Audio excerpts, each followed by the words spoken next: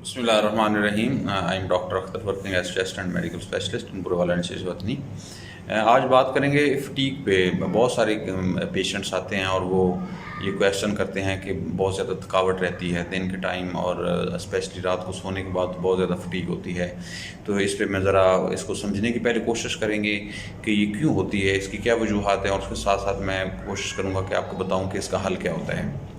सबसे पहले फटीग की सबसे बड़ी वजह से हम आहिस्ते से नीचे जाएंगे। जो मेन कॉमन काज होती है वो होती है कि अगर आप सही तरीके से नींद नहीं लेते, यानी स्लीप इसकी बड़ी वजह है। अगर कोई भी आदमी 6 से 7 घंटे, कुछ में 6 से 8 घंटे होता है, ये एक नॉर्मल ड्यूरेशन है सोने का। अगर आपके 6 से 8 घंटे पूरे नहीं हो रहे तो आपको सुबह के टाइम फटीग होगी। कुछ चंद एक केसेस होते हैं जिनका 4 से 5 घंटे के साथ भी फटीग नहीं होती, ये कुछ एक्सेप्शनल केसेस हैं, लेकिन मेजॉरिटी में 6 से 8 घंटे नींद पूरी करनी चाहिए। जब आपकी 6 से 8 घंटे नींद पूरी होगी तो उसके बाद उम्मीद है आपको फटीग नहीं होगी।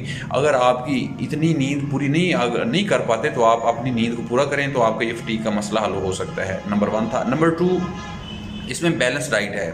अब बैलेंस डाइट में याद रखें, खाना तो हम खाते हैं लेकिन उसमें ये तमाम न्यूट्रिएंट्स होने चाहिए जिसमें कार्बोहाइड्रेट्स हैं, प्रोटीन्स हैं, फैट्स हैं और तमाम मिनरल्स हैं। तो इसमें अगर हम थोड़ा सा देखें तो इसमें जहाँ पे लोग चावल खाते हैं, रोटी खाते हैं, सब्जियां हैं, उसके साथ कहीं ना कहीं फ्रूट को ऐड करना है, उसके साथ कहीं ना कहीं दूध को ऐड करना है।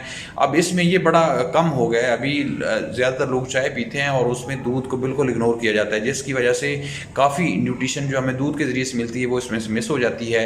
और जब वो मिस होती है तो जब जिस्म में उन न्यूट्रिएंट्स की कमी होगी तो डेफिनेटली जब जिस्म में कमी होगी तो वो किसी न किसी शक्ल में एक फटीग की शक्ल में ज़ाहिर होगी। तो आपने तमाम कंपोनेंट्स को डाइट में शामिल करना है और कम मिकदार में हूँ लेकिन उसको आप शामिल करेंगे तो इससे आपका फटीग का मसला हल हो सकता है।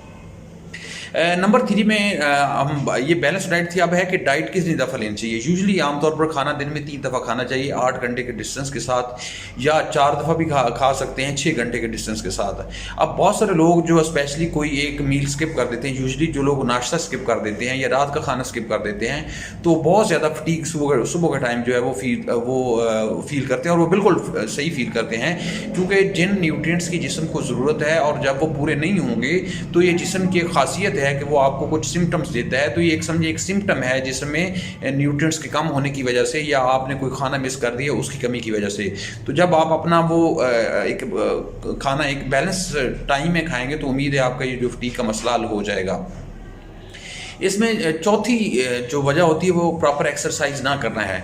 अब बहुत सारे लोग क्या करते हैं कि वो रूटीन में खाना भी खाते हैं, बैलेंस डाइट भी लेते हैं, लेकिन वो एक्सरसाइज नहीं करते। जब आप प्रॉपर एक्सरसाइज नहीं करते तो उसका मतलब है कि जो आपकी सर्कुलेशन है ब्लड की पूरे जिस्म में वो एक बैलेंस नहीं होती। जिस तरह बहुत सारे लोग जो ऑफिस वर्क करते हैं वो हर टाइम बैठे रहते हैं तो उनका डेफिनेटली ज़्यादा पूलिंग होती है लेग्स की तरफ, तो ऊपर ब्रेन की तरफ, और वो उनकी वो प्रॉपर जब नहीं जाता तो उसकी वजह से क्या होता है कि उनको एक गनुदगी सी कैफियत और एक सुस्ती की कैफियत रहती है। तो एक्सरसाइज का फ़ायदा ये होता है कि जब आप एक्सरसाइज करते हैं तो उससे ब्लड सप्लाई करने के लिए दिल की रफ्तार ज़्यादा हो जाती है। तो जब वो दिल की रफ्तार ज़्यादा होती है तो जब वो आपके मसल्स या टांगों को सप्लाई कर रहा है तो सेम क्वांटिटी में ब्रेन को सप्लाई कर रहा है, जिससे आपकी ये जो फटीग का मसला काफ़ी हद तक हल हो जाता है।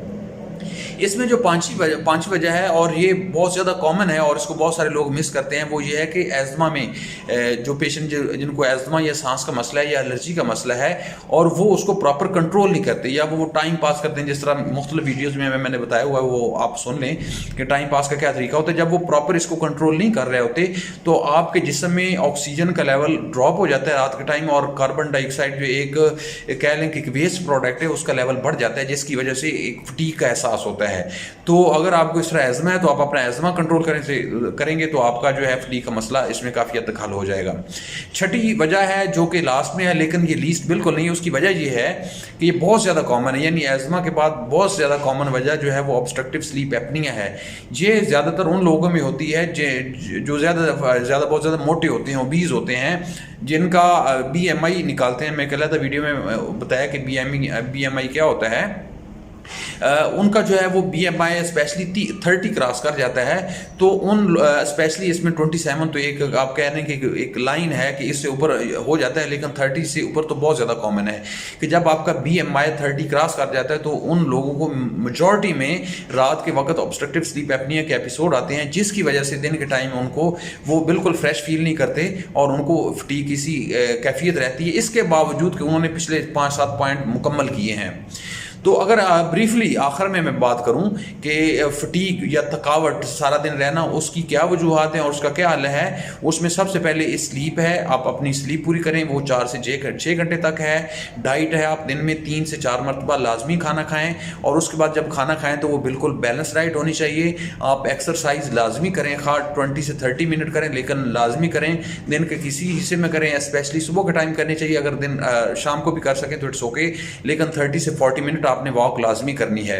उसके साथ अगर आपको एज़मा है तो उसको प्रॉपर कंट्रोल करें, और अगर आपको ऑब्स्ट्रक्टिव स्लीप एपनिया जो कि अलहदा वीडियो में मैंने बताया हुआ है वो क्या होता है, तो अगर आपको वो है तो उसमें आपने अपना वज़न कम करना है। जब आप वज़न कम करेंगे तो काफ़ी हद तक आपका ये फटीग का मसला हल हो जाएगा। तो इसमें नीचे कमेंट्स में आपने मुझे ये बताना है कि आपको इन मसाइल में से किस मसले की वजह से फटीग रहती है, और इसके अलावा अगर कोई क्वेश्चन हो मोस्ट वेलकम, आप नीचे कमेंट्स में पूछे, मैं कोशिश करूँगा आपको उसका रिप्लाई करूँ। अल्लाह ताला आपका और आपके घर वालों का आमीन। अल्लाह हाफिज़।